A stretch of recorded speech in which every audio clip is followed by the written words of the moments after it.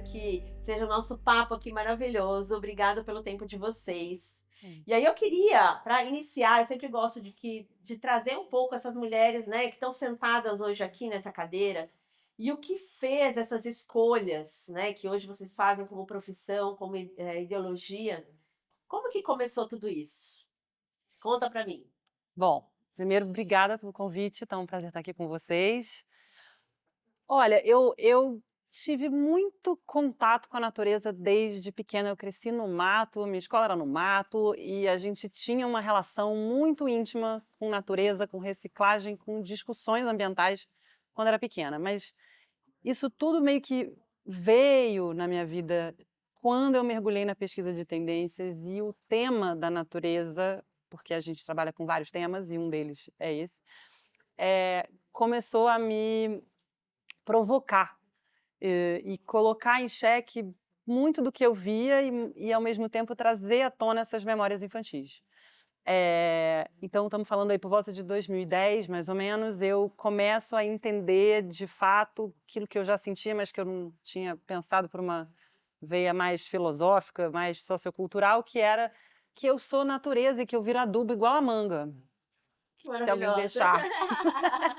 E aquilo começou a mudar muito as minhas pequenas práticas do dia a dia, e aí começou a tomar conta do meu trabalho.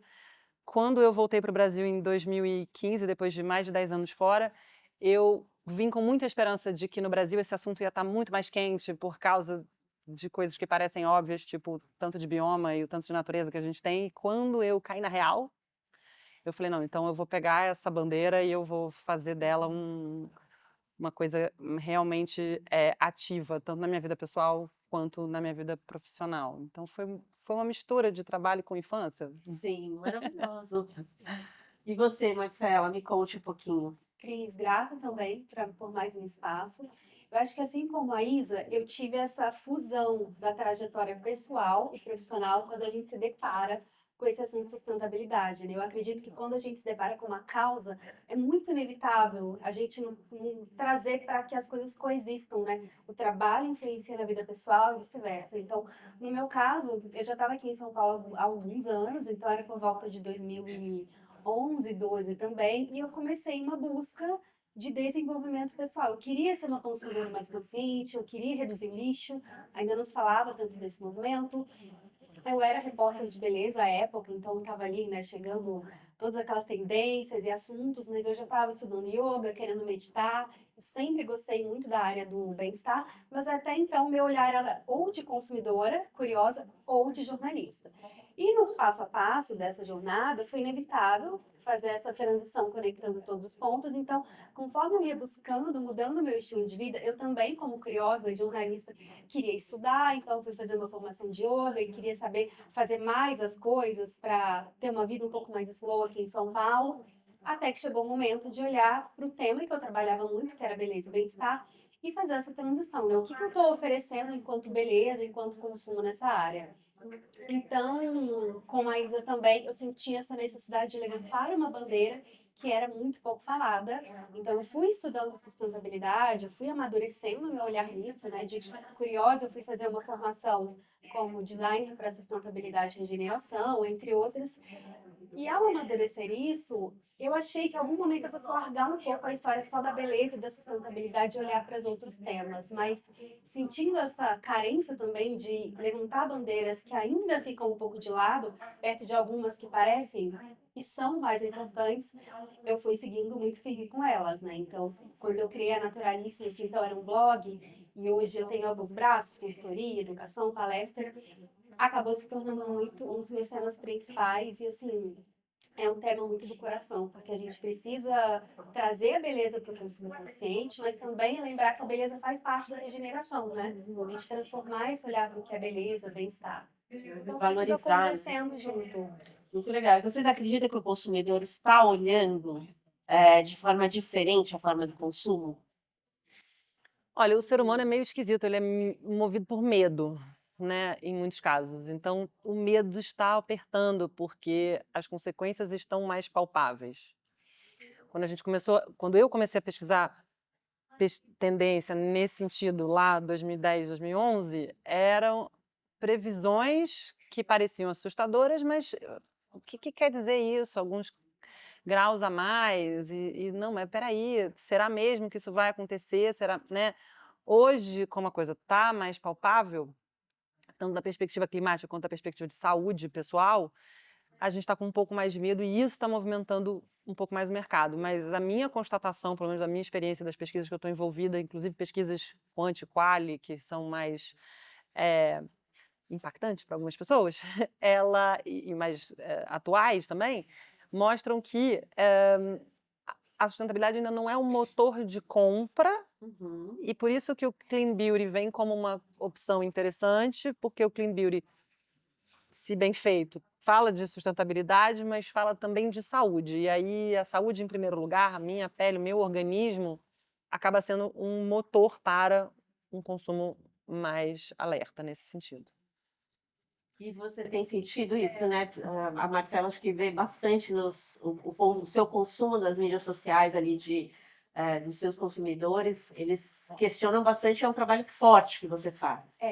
A minha comunidade é uma comunidade de pessoas muito conscientes, engajadas, que se eu fico só ali na minha bolha da minha comunidade, eu fico com um olhar muito romantizado. Mas é essa visão realista que a Isa falou. Existem muitas portas de entrada para o consumo consciente, pode ser a sustentabilidade, o veganismo, o social, o lixo, a saúde, mas a gente sabe que a saúde é a principal delas. Que bom, mas eu acho que tem um quê de individualismo que ainda impera na sociedade. Então, é a minha saúde, é a saúde da minha família, então eu vou para esse caminho. Né? E tudo bem, por um lado, porque eu acho que abrir essa porta da saúde, em algum momento, esse consumidor ele vai entrar na porta da sustentabilidade, ele vai olhar para o lixo, ele vai olhar para o social, mas acho que é algo que é uma visão muito realista, né? E tem um que fosse diferente, mas tá tudo bem. E tem um movimento muito interessante acontecendo, que são as crianças. E isso também está sendo um outro gatilho maneiro. Então, sei lá, não sei como é que era aqui em São Paulo. Lá no Rio de Janeiro, meu pai estava atrás de mim, eu não sou sócio da Light, apagando as luzes da casa. Hoje são as crianças. Mãe, não pode deixar a luz acesa lá em casa. Então, a gente está vivendo também aí, graças a muitos professores, educadores e instituições que estão comprometidas com isso, mas também o próprio medo das crianças que estão olhando para as notícias e para o que está acontecendo. E isso eu acho que também tem sido um motor muito interessante que a gente tende a não olhar por esse viés quando a gente fala de pesquisa. Sim. E que talvez daqui a algumas décadas a gente vai ter uma visão realista mais genuína, porque a criança é o futuro, né? Então a gente vai ter futuros líderes, futuros pais, futuros educadores, já estão crescendo com essa mentalidade, não precisam ali do motor do medo ou do motor da esperança para não passar por isso que a gente está passando, que é ou eu tenho muito medo ou eu tenho uma esperança, às vezes, romantizada, né? Acho que eles vão seguir no meio termo. Eu, como mãe agora, eu tenho um filho de 2 anos, as pessoas sempre me perguntam, né, se eu fiquei mais certinha, mais focada no consumo consciente. Eu costumo dizer que é o contrário, que me trouxe mais um senso de sustentabilidade imperfeita, porque eu entendi que eu, sendo mãe, trabalhando, cuidando de casa, da família, tudo ao mesmo tempo agora, sem tanta rede de apoio, eu não posso ficar com tanto preciosismo só na fralda de pano, só no brinquedo de madeira. Então, eu entendi que se eu ensino meu filho a compostar, a olhar para a terra, a respeitar as plantas, essa mentalidade já é uma sementinha para o futuro. Com certeza. Acho que isso é, na verdade, a base, né, dessa consciência que depois vira, né, com valores que trazem a consciência, que daí depois, no momento de atuação, seja no mercado de trabalho, ou ele como um ser, né, vivente neste mundo, vem para atuação, né, que não dá para você sair, né, diferente, não dá para fazer diferente. E normalizar, porque eu acho que muito do que acontece com as pessoas hoje é o trauma desta mudança. Eu preciso sair da minha zona de conforto, eu preciso mudar as coisas, sendo que a gente cresceu numa sociedade que te diz eu sou assim, e você não é nada, você é uma massinha, você muda o tempo inteiro, mas a gente criou essa crença. Sim. Então, parece muito desconfortável para muita gente sair de uma rota que está acostumado para fazer uma decisão diferente, que não seja para algo que ele vê um benefício imediato, etc. Mas eu acho que quando a gente normaliza isso já vem de pequeno, a gente também vai colocando uma outra forma da gente conviver. Isa, eu queria, na verdade, fazer duas perguntas. Primeiro, algo que às vezes eu questiono um pouco, eu não sei se esse meu questionamento é algo que tem fundamento. Quando você fala de pesquisa de tendência, o que vem primeiro, né? Da onde vem essa pesquisa de tendência? É de um comportamento que existe ali, que ele é observado e aquilo é estudado pelos especialistas como você, e aquilo é propagado para a moda, para a beleza, enfim, para todos os lugares, e aquilo vira uma tendência de fato. Da onde vem essa pesquisa? Né? O que vem primeiro, ovo ou galinha? Né? Essa é a minha pergunta, para ser mais objetiva. Eu trabalho com pesquisa de tendência sociocultural. Tá. O que significa que eu observo comportamentos, ou seja, o que a gente está consumindo culturalmente, como que a gente está comendo, o que a gente está se exercitando, o que a gente está lendo, o que a gente está assistindo, ouvindo, como que a gente se diverte, como que a gente se exercita, enfim, todas essas coisas. E a partir dali eu começo a mapear comportamentos. Para fazer isso, eu uso quase uma peneira, vamos dizer assim, que são esses temas que a gente chama de macro drivers, mas que são, na verdade, grandes orientações que ajudam a gente a organizar e comparar isso ano a ano, como está evoluindo. O tipo de pesquisa que eu faço não é centrado no produto. O produto vem depois. Ele é importante, mas ele vem depois. Quando a pesquisa não é pensada a partir do produto e, portanto, a partir do consumo, geralmente ela está falando de um comportamento que está começando a nascer.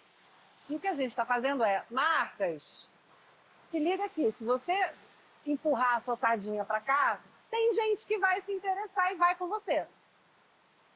Então, o mapeamento de tendência ele é um mapeamento que ele busca mostrar futuros possíveis. Só que eles só são possíveis se a gente engrenar. Então, eles podem sobreviver como microfenômenos ou eles podem expandir e tornar-se macro tendências em movimentos maiores. Eu gosto muito de olhar para o meu trabalho como algo que busca revelar desejos verdadeiros. Ao contrário do que aconteceu com a pesquisa de mercado tradicional, que era uma confirmação de suspeitas de negócios. Sem querer, eu preciso da pesquisa tradicional também, mas ela, historicamente, tinha esse papel. Eu quero desenvolver esse produto, confirma que vai ter gente? E não, o que eu devo desenvolver para as pessoas? Como que a gente chega lá? E que caminho que eu devo levar? Então, por aí. Legal. Claro que, como a gente faz muita pesquisa sob medida, a gente, às vezes, trabalha nos dois sentidos. Sim. Mas o puro, aquilo que eu ofereço nos meus canais, aquilo que eu ofereço nas minhas palestras, no podcast que eu tenho com a Vânia, etc., é olhando do macro e ver o que a gente está com vontade, o que está movendo a gente agora. Legal. Eu sempre fiquei com essa dúvida. Eu falei, vou aproveitar, vou perguntar. Marcela, você tem um trabalho muito interessante, né, em toda a sua comunicação, né, e agora você está lançando, né, tá com um livro falando especificamente, se você puder contar um pouquinho desse livro depois, sobre justamente responder a esse questionamento do consumidor sobre essa difícil ciência que são os ingredientes e como fazer escolhas mais conscientes no seu momento ali de consumir um cosmético, né, uma forma de beleza, uma forma de bem-estar. Como que você sente, né? Você acha que isso ainda é uma coisa que está nascendo? Você acha que isso é uma coisa que tem um futuro, que cada vez mais a gente vai conseguir conceitualizar e trazer, né, para esse consumidor tudo que ele precisa saber sobre isso, trazer a consciência para que o consumo seja, de fato, cada vez mais equilibrado, sustentável e consciente?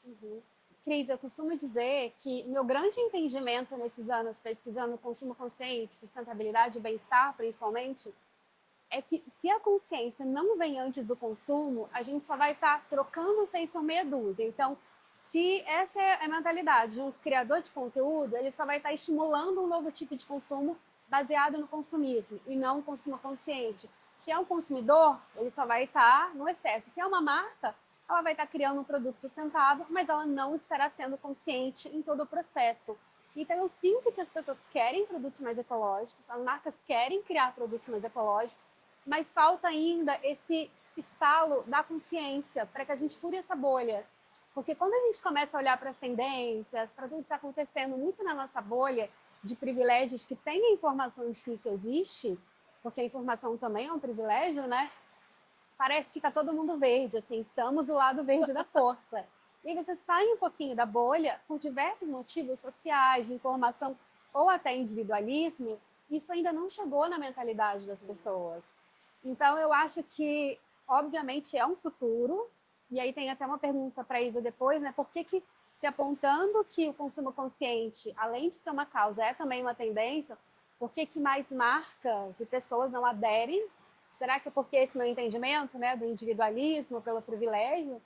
Mas eu sinto que é muito isso, assim, acho que é um processo. A pessoa ela se interessa por algum motivo a ser um consumidor mais consciente, mesmo que seja só pelo produto, e aí ela tem uma jornada de despertar. Então, se é uma pessoa que vem pela alimentação, em algum momento ela vai olhar para a higiene pessoal e vai olhar para a educação, para a forma como ela se relaciona com as cidades, com as pessoas, com a regeneração, com a terra. Então, o meu entendimento é muito uma jornada e cada pessoa vai ter um ritmo. Que é muito né? importante, né? De nunca estagnar e nem achar que às vezes eu tenho a sensação, né? Quando o Laces foi convidado 2 vezes para ir para a COP27 e COP28, onde a gente teve contato muito com essa jornada, né, das empresas e dos países e tal. E é uma coisa assim, que tem uma complexidade, só que ao mesmo tempo eu olho para isso e falo assim, puxa, mas poderia ser simples. Poderia ser uma ação que cada indivíduo faz ali no seu microcosmo, que amplia para o seu macrocosmos, para que a gente possa juntos chegar em algum lugar, né? Porque também se fica muito lá, só no chefe de Estado e pouco na ação da comunidade, a gente fica muito distante de tudo aquilo que a gente tem que fazer.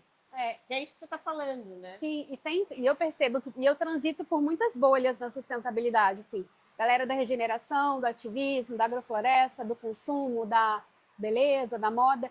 E eu percebo que às vezes tem não é uma briga, mas é um distanciamento de bandeiras. Então, a galera que fala mais da sustentabilidade sistêmica, da mentalidade, que é só lembrar que não adianta fazer pequenas ações, como se as pequenas ações não fossem o suficiente. Quem fala de ações práticas, consumo, por exemplo, esquece de trazer, nem que seja nas entrelinhas, que a gente precisa lembrar que política é sustentabilidade, que espiritualidade que esse entendimento do todo. Então, acho que falta essas bandeiras, essas causas se conectarem para a gente ter, de fato, essa mudança coletiva. Sim.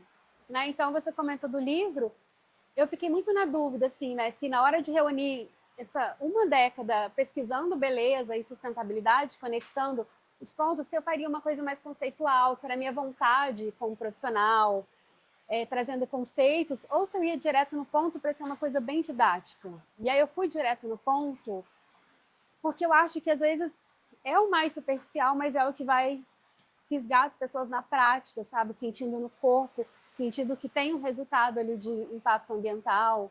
E aí é de novo o que eu falei, né? É uma jornada que a gente tem que respeitar o tempo do outro. Sim. Não, a Marcela fez a pergunta. Eu fui numa palestra muitos anos atrás da Regina Casé. Ela falou um negócio muito bom, que ela chamava de índice social de preguiça. Maravilhosa. E esse é um pouco o motivo que eu entendi de pessoas, mas às vezes de organizações, tomarem algum rumo diferente. E é uma preguiça, não é para dizer que é preguiça, eu sou preguiçosa. Uhum. É que a gente prefere carregar uma garrafa de água pequena do que carregar 2 litros de água. Porque preguiça de carregar água. Putz, o lixo não recicla aqui, eu tenho que carregar para outro lugar. Deu preguiça. Putz, eu tenho que separar o lixo. Deu preguiça. Tem coisas que, se você não está muito investido, interessado, pesquisado, comprometido, no dia a dia, nessa coisa muito curta que a gente chama de vida, né? Ela parece que é o único tempo importante dentro dessa sociedade individualista, capitalismo selvagem que a gente vive. Sim. Então, eu vejo muito isso. E eu vejo isso nas empresas de um lugar, além de tudo, como a gente ainda tem uma ecopolícia, que anda por aí, que precisa Sim. existir, não me entendam mal, mas assim, Fiscal de então a pessoa tenta sustentabilidade. fazer um negócio, ela já leva. Aí a marca fala, então eu não vou fazer isso, eu vou fazer outra coisa, porque toda vez que eu tento fazer um negócio aqui, ou eu sou acusado de greenwashing, ou eu sou acusado de fazer errado, ou, enfim. É o que a gente chama de biodesagradável. A gente não quer ser nem eco-chato, nem Sim. biodesagradável. Então a gente tem que entender que assim, e aí eu acho que o que está florescendo agora é um novo vocabulário, então é ESG, e as consultorias de ESG, e a galera do business. E eu brinco que eu falo que assim, é porque a gente começou a fazer a conta do prejuízo. Porque Sim. enquanto era só sobre, eu gostaria muito de respirar oxigênio e beber água, sei lá, coisas assim que eu acho que serão grandes luxos se a gente não mudar de rota. Não é o suficiente para muita gente, porque ela fala, putz, mas eu vou durar mais 30, 50, 80 anos, eu não vou me preocupar com isso. Não. Então a gente tem aí um lugar de mentalidade que é como que a gente também facilita. Eu acho que o seu livro e tantas outras iniciativas estão aí para isso. Do tipo, eu quero fazer essas decisões, não sei como, não sei aonde. Toda vez que a gente bate uma pesquisa, as pessoas falam, não sei onde achar as coisas sustentáveis. Ou é caro, ou o design não é minha cara, porque logo fica com uma cara que pode ser meio Haribo, e aí não é a minha. Então tem aí algumas problemáticas que a gente tem que resolver para que a coisa se expanda, enquanto não for o suficiente falar, putz, olha, água, oxigênio, sombra, né, tecnologia ancestral, que é uma árvore, quando a gente fala de calor e coisas assim.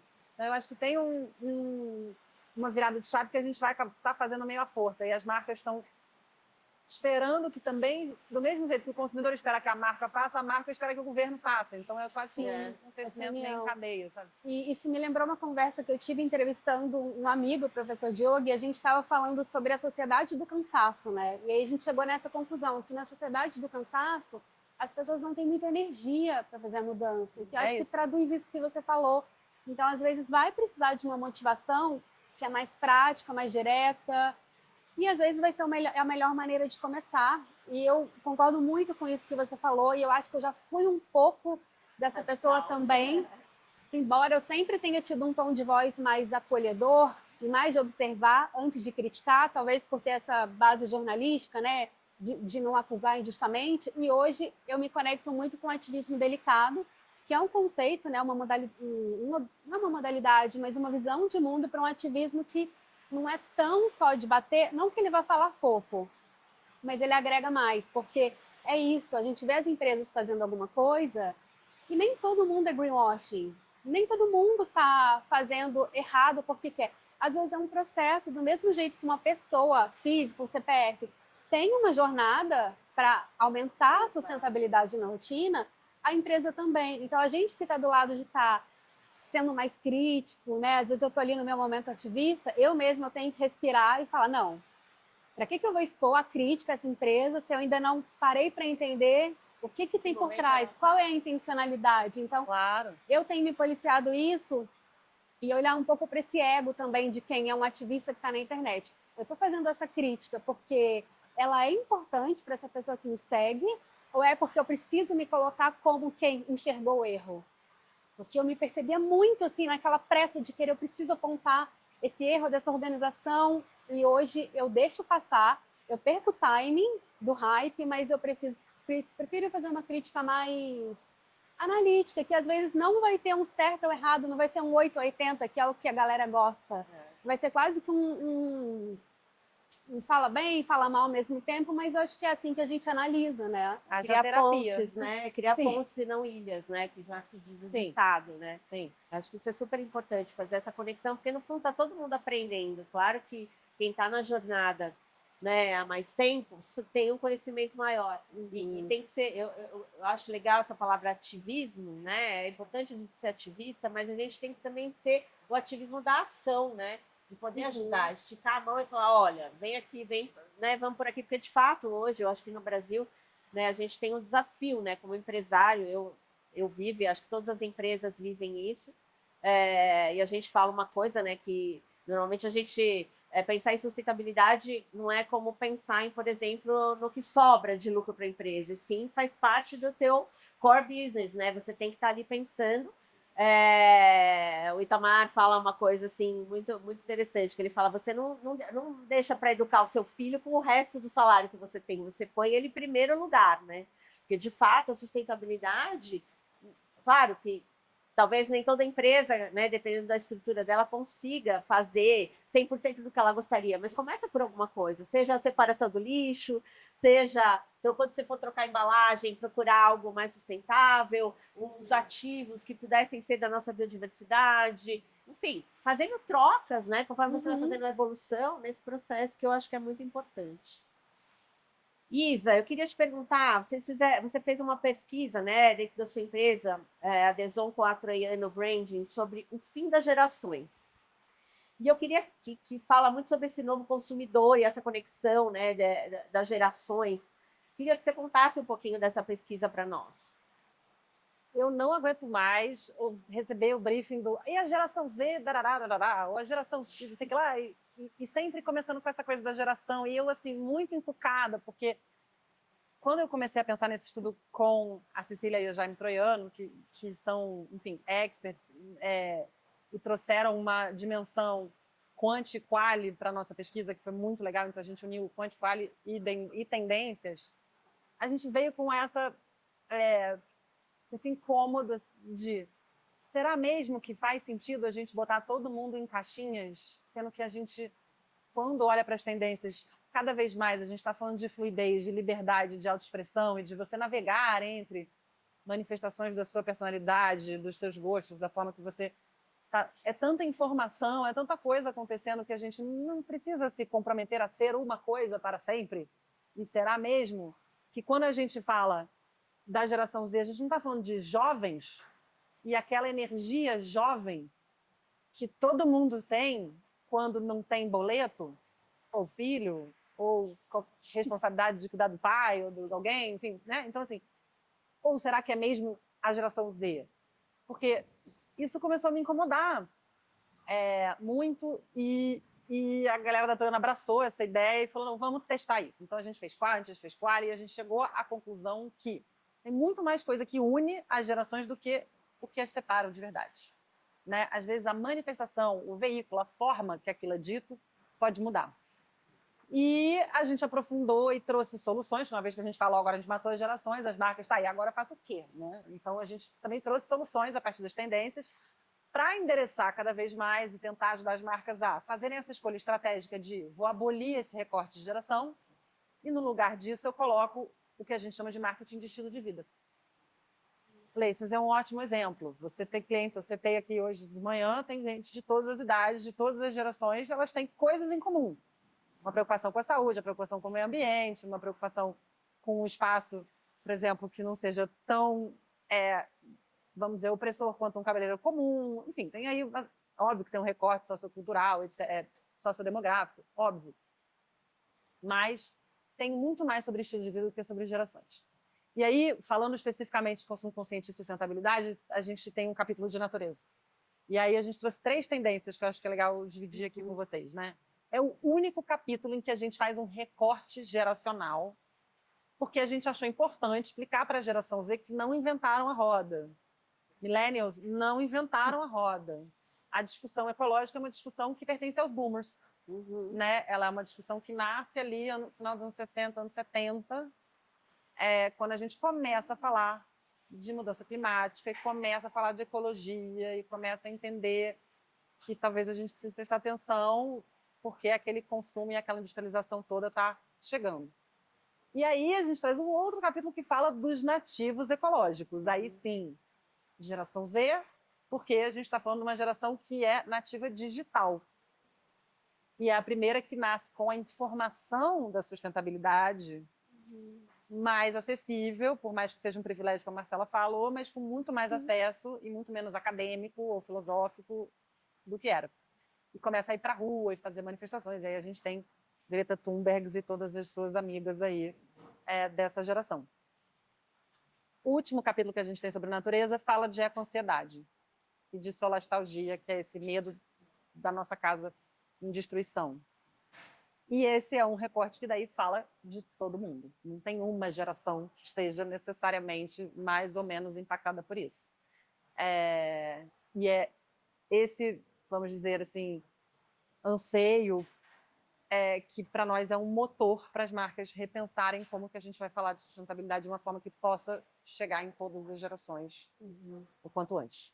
Que isso eu vejo assim, não sei, a Marcela pode até, eu acho que é uma coisa mais complexa para as marcas que estavam acostumadas dentro de trilhas, né? Claro. Só que ao mesmo tempo ela está muito mais conectada com esse futuro mais sustentável e mais que é isso, é o pensar em uma forma de comunidade, pensar que não é sobre o consumo do que eu gosto, mas sim do que é bom para aquela comunidade como um todo. Então é muito interessante isso que você fala dessa tendência, e tomara que cada vez mais a gente seja mais conectado, porque é isso, né? É assim, é consumir por quê, como, de quem, e que também o que essa marca faz com o que acontece e com o que resta desse produto, vamos dizer assim, né? Então tem uma preocupação com o lixo, tem uma preocupação da toda a cadeia produtiva, tem a preocupação com os ingredientes, da onde vem esse ingrediente. Então, eu acho que tem uma coisa, né? E com as próximas gerações também. É. Então, quando a gente olha para um envelhecimento da população, como ele está acontecendo, a gente nunca teve tantas gerações coexistindo. Coexistindo, é. Então, a gente fala da intergeracionalidade como algo que será óbvio, estamos falando de uma camada mais privilegiada que tem acesso à boa saúde, etc, etc. Mas, globalmente, o mundo está envelhecendo. Sim. E envelhecendo ativamente, né? Precisando trabalhar, precisando estar, e com desejo também de estar ativo. Então, a gente vai ter muitas gerações trabalhando juntas, muitas gerações pensando juntos, os nossos governos vão ser intergeracionais, nossas empresas, nossos boards, tudo isso deve... a previsão é que isso aconteça. Então, como que a gente também vai começar a se preocupar com um pouco mais do que a duração da nossa vida só, né? Como fazem indígenas desde sempre, se preocupando com várias gerações. E isso é muito ligado, então, a preocupações sociais e ambientais. Eu acho que tem é uma alquimia social, né? 7 gerações no mesmo planeta que chegaram até aqui de uma forma muito boa, porém com um rastro, né, bem preocupante. E agora a gente tem que, de fato, repensar esses processos para que a gente possa deixar um planeta... Eu ouvi uma coisa ontem, não sei se foi no podcast de vocês, mas que assim, acho que foi até você que falou que assim, a natureza, ela vai continuar, né? Não vai acabar o mundo, ela vai continuar. A gente aqui não vai estar mais aqui se a gente não cuidar, né? Acho que foi, até eu estava ouvindo ontem, acho que foi você que falou. Eu achei sensacional isso, porque a gente acha, né, que a gente mais uma vez é o centro de tudo, nosso umbigo, né? Que não, a natureza ela é muito poderosa, ela está aqui há 450 bilhões de anos e ela já se desenvolveu, já se transformou e ela está ainda aqui. A gente aqui não sabe o quanto a gente é pequeno. Né? E fazendo uma conexão com esse conceito que você trouxe, com esse recorte da pesquisa da Isa sobre a ecoansiedade, se é algo que vai estar em comum entre todas as gerações, me valida muito nesse pensamento que eu tenho do consumo consciente, que a consciência precisa vir antes do consumo, e o quanto que o autoconhecimento ele é essencial para a gente fazer essa travessia de uma forma menos eco-ansioso, mais olhando para essa esperança ativa, que não é nem desesperada, muito para baixo, nem muito romantizada também, que não coloca a gente na ação, né? Que é muito essa transição de sair do egocentrismo para o ecocentrismo. Então, é sair do egocentrismo, tirar esse meu ego, a minha individualidade, e ir para o ecocentrismo. Por isso que se fala muito, né? Do ir para o eco é ir para as comunidades, é rever qual que é a minha participação na comunidade que eu vivo. E essa comunidade vai ser o meu condomínio, o meu bairro, o grupo de mães, a cidade, o país, o planeta. E aí a gente vai expandindo desse microcosmo para o macrocosmo, porque a gente vai tendo esse senso de pertencimento. Eu acho que é um dos caminhos que tira um pouco essa ansiedade, que eu acho que até quem não sabe que tem, já passou em algum momento, né? Quando tem muito essas notícias das crises, dos desastres naturais, é quando acaba sendo gatilho para todo mundo. Mas no dia a dia, qualquer pessoa que tenha contato com o que está acontecendo, é inevitável a gente não sentir um pouco essa... Meu Deus, será que dá tempo? O que eu faço? Será que o que eu estou fazendo funciona? Faz sentido, diferença, né? Você sabe que a gente inaugurou a unidade de Campinas, de Laces em Campinas, e a gente passou o documentário um dia antes, né? E tinha um menino, que eu acho que ele tinha uns 11 anos de idade, super bonitinho com a mãe, foi junto com a mãe. E foi muito bonitinho, assim, porque ele saiu tão emocionado, assim, tão feliz de estar ali com todos aqueles adultos, e ele deu o depoimento dele no dia da inauguração, né, falando que, nossa, eu estou tão feliz dessa empresa estar chegando aqui, porque, assim, essa empresa e essas pessoas que estão aqui amam a natureza, assim como eu amo a natureza. Eu estou me sentindo acolhido, eu não estou me sentindo sozinho. Gente, ele tinha uma maturidade e uma expressão tão linda que a gente olha e fala assim, né? Puxa, que legal que existem, de fato, esses seres que vêm de forma mais evoluída, assim como o teu filho deve ser, né? E a gente vai vendo essas crianças que, de fato, têm essa eco-ansiedade, mas e que talvez a gente nem saiba o que é esse sentimento, porque, de fato, eles nasceram nessa época que a gente fala sobre aquecimento global, sobre o fim do mundo, sobre tudo isso, a criança deve pensar o quê, né? Tipo, você pergunta o que você quer ser quando crescer, fala, oi, quero crescer, será que eu vou crescer e vou ser alguém, né? Que acho que deve, às vezes, passar isso na Sim. cabecinha deles, E, né? Cris, acho que um recorte legal, eu não vou lembrar o nome da iniciativa agora, mas depois posso passar depois. Eu tive contato com uma iniciativa que, depois daquelas tragédias no Rio Grande do Sul, uma ONG, se eu não me engano, que criou uma caixa com um grupo de educadores, pedagogos, que era para mostrar sobre crise climática, sobre educação ambiental para aquelas crianças que ficaram em vulnerabilidade social por conta de uma tragédia climática, porque o entendimento deles é muito diferente. Então, nesse grupo, uma das pessoas contou que começa a chover, as crianças não conseguem dormir, porque em algum momento elas perderam a casa. Gatilho. Então, são vários gatilhos que, é isso que você falou, a nossa eco-ansiedade aqui em São Paulo é diferente da eco-ansiedade do pessoal que está nessa região do sul, que é diferente das crianças indígenas. Então, isso me leva também a pensar o quanto que a gente tem que ter cuidado, seja enquanto marca, criador de conteúdo, ativista, a comunicar todas essas pautas climáticas e soluções para que a gente não gere mais com ansiedade. Então, quando a gente traz empresas, é importante que siga esse caminho apontado pelas tendências, mas da forma mais genuína e cuidadosa possível, para você não gerar ansiedade numa pessoa de que ela tem que ter aqueles produtos, ela tem que fazer parte daquelas iniciativas e serviços, senão o que ela faz de sustentável não funciona. Porque é isso que eu vi acontecer muito nessa transição, né? Até empresas que nasceram 100% não existe, né? Mas ali toda alinhada em cada etapa da cadeia a esse conceito de sustentabilidade, mas às vezes comunicando de uma forma que mais gera uma ansiedade do que oferece uma solução, tudo bem se eu tiver isso, se eu não tiver, ou melhor, educa no sentido do consumo consciente, né? Então acho que é uma sensibilidade nesse aderir à causa. E o que vocês acham, né? Qual é o papel da comunicação, né? Seja na tendência, né? Porque eu vejo que as tendências, quando a gente fala sobre uma tendência, você está de alguma forma impulsionando um mercado para andar numa determinada trilha, né? Que, né, vai sendo uma inspiração ali para os novos produtos e tal, como na comunicação de fato, né? Através do jornalismo e tal. Como que isso você acredita? Qual é esse papel, né, de conscientização, já que a gente olha para o nosso futuro e toda essa crise climática, ansiedade, tudo que a gente está vivendo, sem também destruir essa paz, né, de tá tudo bem, faz a sua parte, que tá, né, estamos indo, né? Eu acho que assim, eu gosto sempre de lembrar que o meu trabalho é sobre tocar. Se eu sair dali e aqui desse podcast, e uma pessoa entendeu e gostou e curtiu e vai a fundo com aquilo que a gente falou, aquela uma pessoa tem o poder de transformar as duas e duas. E eu acredito que todas as empresas, no fim, eu tenho que tocar uma, duas, três pessoas que estão ali dentro para que o movimento comece. Então, outro dia alguém falou, o que você quer fazer, o que você gosta de fazer, né? Eu falei assim, eu quero muito conseguir transmitir ao máximo o conhecimento que eu não faço nada sozinha, eu e a minha equipe temos e construímos para o maior número de pessoas, porque eu não aguento mais ver as pautas das coisas que a gente vem comunicando, prevendo, acontecendo e as pessoas surpresas que elas aconteceram. E muitas vezes de formas distorcidas, né? Sim, não, e ao mesmo tempo, assim, coisas que a gente está, assim, há anos comunicando e agora a gente está se preocupando com isso, sabe?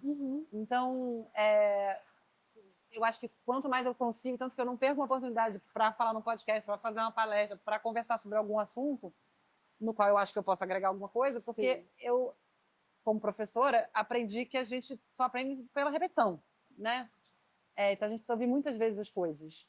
Então isso é uma primeira coisa que eu ia falar sobre a comunicação. A comunicação não pode existir, ela não pode cansar no sentido, ela tem que procurar outras alicerces, outras formas de comunicar, mas ela não pode desistir dessa comunicação, porque isso, assim como as ecoativistas dos anos 60 estão roucas de tanto falar, a gente precisa ficar rouca aqui até Sim. que a gente consiga mudar a pauta, né?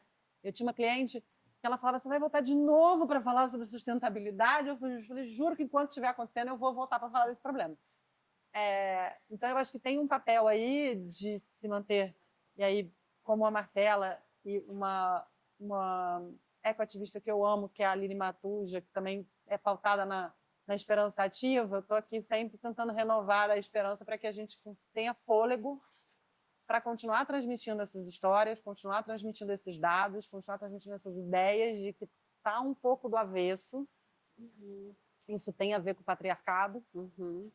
Parte desse movimento está no ecofeminismo. Eu falo isso porque estamos aqui entre mulheres falando desse assunto e a importância de trazer isso para dentro de casa, trazer isso para a fofoca da feminina, no melhor sentido, para que isso seja cada vez mais uma conversa que aconteça em todos os âmbitos da nossa vida, e não só no trabalho, ou não só quando a gente está online, ou quando alguém está vendo a gente. Porque muita gente também pratica a sustentabilidade enquanto alguém está vendo, né? Ou para postar, ou para falar e tal, e a gente nem falou de lixo eletrônico aqui, não vamos entrar nessa pauta. Mas eu acho que como que a gente renova isso e continua trazendo isso cada vez mais para o íntimo, é muito importante. Super. Só... Como você vê isso no jornalismo, assim, você, né, eu acho que, assim, é aquilo que você falou, o conhecimento, ele transforma, ele é algo que, uma vez que você sabe, não tem como voltar atrás, né? É só para frente. Então, como você vê isso, a responsabilidade, né, do jornalista, de fato, propagar ainda mais esse conceito? Cris, quando eu fiz essa formação que eu contei, que é para design, para regeneração e sustentabilidade, uma das grandes lições que eu aprendi é que todo mundo pode ser um agente de regeneração, em qualquer profissão, em qualquer atuação, em qualquer momento. Então, quando eu estava na minha transição, em vários momentos eu pensei, eu vou deixar de ser jornalista e criadora de conteúdo, vou atuar só como consultora, em outros assuntos. Eu tinha uma coisa assim no meu âmago, que era essa sensação de que precisamos comunicar. Então, qualquer pessoa precisa comunicar. Eu, nesse papel de jornalista, que amadureci um pouco até a minha visão de enxergar o que é ser sustentabilidade e praticar, eu fui também ampliando a minha maneira de como eu poderia comunicar. Então, hoje eu sou jornalista, eu crio conteúdo.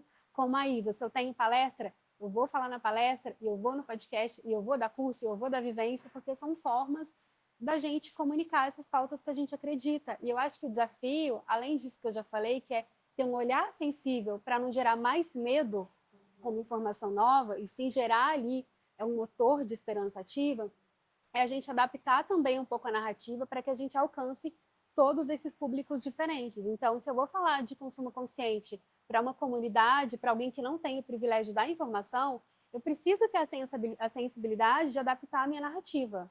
Se eu estou falando para um grupo que é super privilegiado, seja socialmente, geograficamente e principalmente da informação, eu vou falar de uma forma mais incisiva, que às vezes eu vou cutucar, vou querer gerar uma eco-ansiedadezinha assim, para chacoalhar as pessoas. Se eu estou em família, eu vou falar num outro tom, porque eu não quero gerar separação na minha família, eu não quero gerar uma coisa do tipo, eu sei fazer isso, eu separo meu lixo, as outras pessoas não.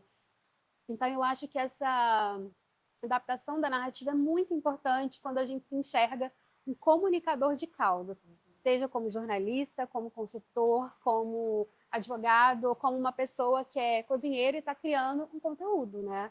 Sim. Acho que é porque a essa sensibilidade. A responsabilidade da comunicação, né, do entendimento do outro, é sempre Sim. de quem está comunicando. Então, E aí, importantíssimo isso que você está falando. e quando a gente pensa em organizações, eu acho que é ter menos pressa de comunicar para vender algo, porque senão a gente faz exatamente isso que a gente está repetindo aqui. Eu gero mais medo e eu gero essa sensação de que ser sustentável é comprar um produto, é aderir a um serviço. Sim. E é um conjunto de atitudes, de mentalidade que, obviamente, vai passar pelo consumo, porque somos seres que consomem entretenimento, uma conversa, uma informação.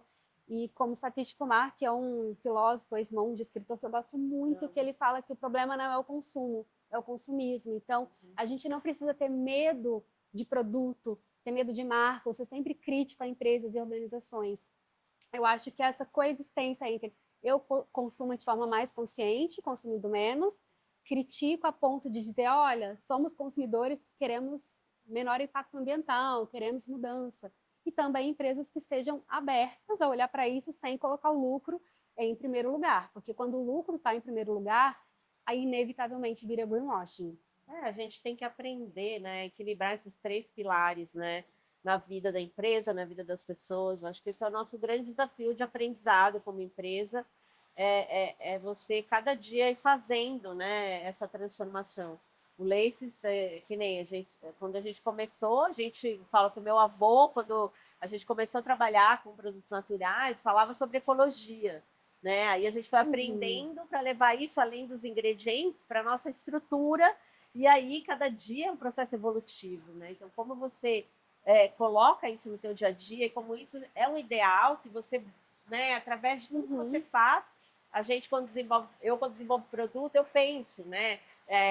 Como minimizar ainda o impacto disso, né? Como consumidor, trazer o consumidor cada vez mais próximo para que ele entenda que isso é um valor. Então é um desafio que todos nós estamos vivendo, né, nas nossas...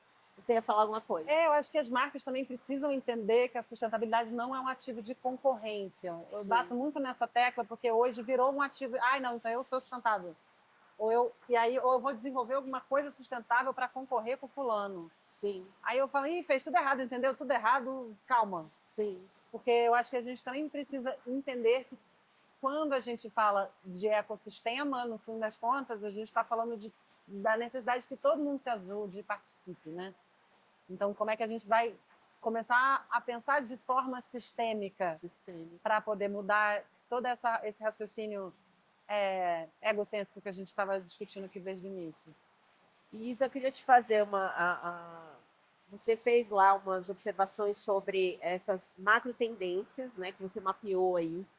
E eu adorei, né, sobre esse manifesto do zero lixo, verdadeiro materialismo e hiperecologia. Eu queria que você contasse um pouco desse perfil, né, o que isso vai impactar nas marcas e no consumidor, como que funciona essas tendências. Do zero lixo? O princípio da regeneração vai estar funcionando no momento em que tudo estiver circular, né? Então, que a gente não produz lixo. E aí a minha grande birra com a história do lixo é que o lixo é recurso. Sim. É dinheiro. Tanto que quando eu falo com marca, eu sou menos boazinha, assim, eu viro e falo assim, você está jogando dinheiro fora. Aí você está reclamando que não está fazendo dinheiro. Então, assim, a conta está um pouco atrapalhada. Porque a gente aprendeu a fazer as coisas com materiais do qual o descarte era mais barato do que o novo. Mais barato para quem? Mais barato como? A forma que a gente entende valor quando a gente fala de lixo, ela é muito errada. Primeiro porque não tem jogar fora. Tá não tudo tem aqui. Fora, O que não está aqui está em volta do planeta Terra. Pois é. A gente tem essa relação muito estranha com o lixo, né? Onde a gente acha que existe essa ideia de descarte. Então, a provocação do zero lixo a gente vai realmente aprender com a sabedoria da natureza, que é a maior inovadora, 4 bilhões de anos aí inovando. A partir do momento em que a gente começar a pensar que nem uma casca de manga, para voltar lá para o que eu falei no começo. Sim. Melhor embalagem do planeta. Ela avisa quando você pode consumir, ela avisa quando você não pode consumir, ela resiste a quedas altíssimas, e ela é 100% biodegradável em curto tempo. Então, eu sempre falo, quando você for pensar num produto, pensa numa fruta, pensa em alguma coisa, porque na natureza não existe lixo. Tudo vira alguma coisa. Então, o Manifesto Zero Lixo vem desse lugar, de como é que a gente vai mudar o nosso pensamento industrialmente, pessoalmente. Óbvio, é radical, é extremo, pode parecer uma loucura, essa doida falando aqui que a gente não vai mais ter lixo. Mas num mundo onde a gente está pensando direito o nosso consumo, a gente pode comer o infinito, contanto que a gente está compostando aquilo que a gente come. Sim. Né? A embalagem que se desfaz quantas vezes mais rápido, não sei quantos anos mais rápido, se a gente consegue fazer uma transição só disso, não precisa fazer mais nada, que a gente já vai reduzir todo mundo. Principalmente quando a gente pensa que o grande problema que a gente tem hoje do consumo está ligado a 1% do mundo. É 1% do mundo que está consumindo a quantidade de recursos mais exorbitante de todos. Então, não é, a mudança parece louca, mas quando a Marcela fala, quando eu falo com pessoas que têm menos, estão vivendo uma situação de menos abundância, eu tenho um cuidado, essas pessoas elas já são mais sustentáveis por natureza, porque elas precisam economizar recursos. Né? A nossa batalha hoje ela precisa ser com quem tem bastante poder aquisitivo e, portanto, vive numa lógica do descartável, não por maldade, mas em muitos casos por falta de informação ou um pouquinho de preguiça, que nem eu já falei. Sem dúvida. Sabe o que eu queria que você falasse sobre eu estava lendo sobre esse consumo mais consciente com relação ao cartão de crédito, que acho que foi na Noruega que foi desenvolvido, que até um certo ponto de consumo de CO2, conta um pouquinho. Ele avisa. Avisa. Não vou lembrar o nome do cartão agora, Não. mas alguns sistemas de pagamento. No Brasil, a gente tem o C6 que está fazendo uma conta de carbono também já diretamente no seu aplicativo. Você sabe, você pode compensar e tal. Mas esse norueguês, em vez de você ter um limite de dinheiros, você tem um limite de consumo de carbono. Então, você começa a olhar. A minha grande birra com a questão da sustentabilidade, quando a gente fala em termos de consumo e de empresa, são as métricas. As métricas estão erradas. Enquanto a gente só for guiado por um lucro financeiro, a gente não vai resolver esse problema. Porque aí nenhuma empresa vai ter o lucro financeiro esperado de uma empresa que não tem a menor cerimônia, vamos dizer assim, com os recursos naturais. Né? Então, quando a gente começa a inverter e falar, olha, você pode ter infinitos dinheiros, mas o seu crédito de carbono está aqui, então você pode ajudar todas as associações do mundo, você pode comprar todos os cursos, você pode fazer todas as terapias, mas produtos talvez você pode fazer menos. Locomoção e viagem você vai começar a olhar de outra forma. Você muda a métrica, você muda a mentalidade. Você muda a mentalidade, você muda o grupo inteiro, né? E aí acontece uma mudança sistêmica, que é o que a gente precisa para ocorrer mudanças de fato, né? A Isa usou um termo, e você tinha falado também, ser radical demais. As pessoas gostam de falar, é radical demais, e às vezes eu repito isso, não de forma pejorativa, mas porque a gente está acostumado à expressão. Mas ser radical é o que a gente precisa, porque ser radical é o voltar às raízes. Então, o radical no sentido de então, radical é, por exemplo, uma organização adotar a biomimética, que é esse aprendizado com a natureza para criar produtos, designers inovadores baseados no que é a natureza. É a intuição como tecnologia, a cocriação como tecnologia. Então, eu vejo muito como isso, e eu tenho um movimento interno dentro do meu trabalho com a Naturalíssima, que é renaturalizar. Se eu renaturalizo o meu cotidiano, a minha mentalidade, eu fico muito mais próxima dessa regeneração, que parece algo tão amplo, tão difícil, tão utópico. Então, eu posso começar a renaturalizar no dia a dia compostando, por exemplo. Porque a compostagem, quem composta, se você não está num modo tão automático de vida, você acaba tendo insights, aprendendo, falando, nossa, tudo é compostável. Você aprende ali com o trabalho das minhocas, você olha para a natureza acontecendo em São Paulo, você entende o movimento, né? A gente que segue muito a Ayurveda sabe quanto que a gente pode aprender olhando para os ciclos naturais. Então, eu acho que a gente precisa ter menos medo desse termo radical. Talvez ele seja preciso. Eu acho que quando você me fala isso, vem uma coisa de você voltar a ter sua autopercepção, né? Que é muito o que o Ayurveda fala, né? De você perceber como está o clima. Por exemplo, agora começou a cair uma chuva aqui. Não sei se vocês estão ouvindo, obviamente, né? Então a gente olha, né? No Ayurveda olha muito para fora para você escolher o que você põe para dentro, né? Então isso, se a gente observar a natureza, como que a gente se reconecta com os ciclos para você perceber o que de fato na composteira, né? O que de fato ali se recicla através das minhocas, e aí de repente eu posso escolher não consumir aquilo porque aquilo não vai ser alimento para minhoca, né? Então assim, é muito isso de fato perceber que somos natureza e essa conexão como ela é importante. E aí eu faço um paralelo com aquele movimento que é o Slow Living, que lá atrás foi o movimento que mais me inspirou para seguir nesse caminho de ter o consumo consciente e a sustentabilidade dentro ali do meu trabalho com beleza e bem-estar. Porque se a gente não desacelera, a gente não enxerga mudanças e sutilezas que são muito revolucionárias, que é isso, por exemplo, aprender com a natureza no meu cotidiano, saber o que eu estou usando porque eu preciso mesmo, ou porque é uma tendência, ou algo imposto por uma propaganda que é super agressiva na hora de comunicar, ou por uma pessoa que me indicou, mas não tem nada a ver comigo. Então, acho que nessa prática ali, diária do consumo consciente, desacelerar é algo que é muito sair da zona de conforto, pensando nessa sociedade urbana em que a gente vive, mas acho que é um pilar muito essencial desse consumo consciente verdadeiro. Maravilhoso. Eu ia falar para vocês deixarem uma dica aqui, mas eu acho que, né? A Marcela já Falamos falou muito. tudo aqui. Mas acho que uma coisa muito interessante, e aí vocês podem, né, o que vocês querem deixar, porque a ideia da nossa conversa aqui, do nosso videocast, é muito inspirar as pessoas que estão chegando nesse universo, né? Que claro que a gente está aprendendo, assim como todos vocês que estão nos ouvindo, mas digamos que a gente tem uma vivência aí através do nosso trabalho muito em trazer, né, soluções. Então, acho que respirar, pausar. A Isa me perguntou sobre. Ela fez até no dia que a gente assistiu lá o nosso documentário sobre o tempo, né? E hoje é um desafio. Acho que pausar é, de fato, a nossa maior desafio, né? A gente conseguir estar presente naquilo que faz sentido. Então, respira e não pira, né? Não tem respira e não pira. Essa seria a minha dica. E vocês? Me conte. Seja imperfeito, imperfeito, tá tudo bem, mas vai. Tudo bem.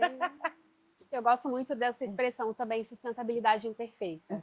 Principalmente para pessoas e menos para organizações, por conta de tudo isso que a gente falou. Acho que algo que eu ainda não falei aqui, que está muito conectado a desacelerar e ao renaturalizar, que são os meus pilares, é o ritualizar. Quando eu estava nesse processo de falar de consumo consciente, eu comecei a sentir uma agonia de ver as pessoas que eu me comunicava e interagia como se elas estivessem trocando seis por meia dúvida. Eu queria falar sobre interser, regeneração, eco, espiritualidade, todo mundo queria saber dos produtos naturais que eu usava. E aí eu criei um movimento chamado Mais Rituais, Menos Coisas, que é um manifesto, na verdade, que eu materializei num oráculo, são várias cartinhas, porque eu entendi que se eu ritualizo o meu cotidiano, eu me preencho muito mais das sensações, e qualquer produto que eu queira trazer para minha vida, tudo bem querer produtos, eu adoro os produtos que eu tenho, sejam velas, cosméticos, roupa, eles não vão ter o protagonismo do meu bem-estar. E eu vou deixar de ser menos dependente do consumo, e o consumo ele vai servir a minha rotina. E não a minha rotina, o meu trabalho vai estar servindo a esse universo consumista. Então, acho que ritualizar, pausar, colocar intenção no momento que eu estou me alimentando, na escolha de um produto. Acho que isso é muito revolucionário para a gente ser um consumidor mais consciente. Muito bom. E para, né, não posso esquecer que tem um presente para vocês, para o seu momento de autocuidado, Obrigada, amada. né, para vocês marcarem o seu ritual de beleza no De Lace. beleza gradual, como a gente beleza gosta. gradual, como a gente gosta. Que delícia! E utilizar aí os produtos, né, do Lace. Delícia. Então, Que sejam delícia! super bom. Vocês já são super Amém, clientes, pessoal. super consumidoras do Lace, mas mais um convite aí para esse momento de pausar. Muito grata, obrigada. Cris. Então, esse é o soro, que é o nosso pré-tratamento, que ele é com alto índice de naturalidade, então ele tem 98% de ingredientes vegetais. E o mais legal é que ele é um dos nossos produtos mais antigos, né? A gente tem quase 20 anos nesse produto. E ele troca, né, uma hora de uso da máscara, por exemplo, a gente fez um cálculo que em vez de, por exemplo, você usar a máscara no banho, né, e óbvio que a gente teria que fechar, né, o conselho é fechar, mas ele equivale ao uso fora do chuveiro a 400 piscinas olímpicas, desde quando a gente lançou esse produto, 400.000 piscinas olímpicas com o consumo equivalente à água que estaria sendo desperdiçada com o consumo fora do chuveiro. Então, é uma forma de tratamento, né, que você pode tratar do seu cabelo durante a prática de esporte, durante, enfim, seu momento de autocuidado, de uma forma muito mais consciente. Então, e a Isa tem, acho que, nosso queridinho modelador de cachos, que é o lançamento, que também, né, ele traz muito esse uso consciente, ele é à base de aloe vera, então traz, além dessa modelagem do cacho, ele traz a hidratação e a nutrição que a aloe vera, querida, antiga, babosa, rainha maravilhosa, para o tratamento do seu autocuidado. Quero agradecer quem ficou com a gente até aqui. Tenho certeza que vocês saíram inspirados com essas duas musas maravilhosas, inspiradoras, que trabalham incessantemente pela conscientização e pelo cuidado aí do nosso planeta através da beleza, do bem-estar e do consumo consciente. Vejo vocês no próximo videocast Regeneração por Cris Dias.